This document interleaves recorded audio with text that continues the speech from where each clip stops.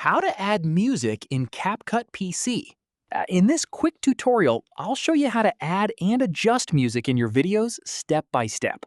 If this helps you out, make sure to like the video and subscribe for more quick tutorials.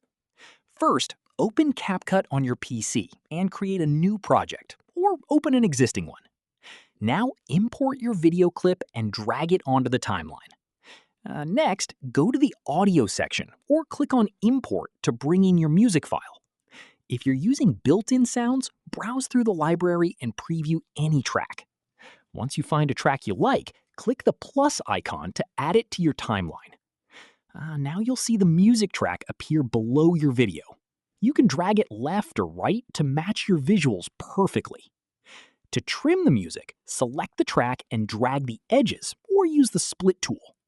If you want to adjust volume, click on the audio track and use the volume control to increase or decrease the sound. And that's it. That's how you can add music in CapCut PC and enhance your videos easily.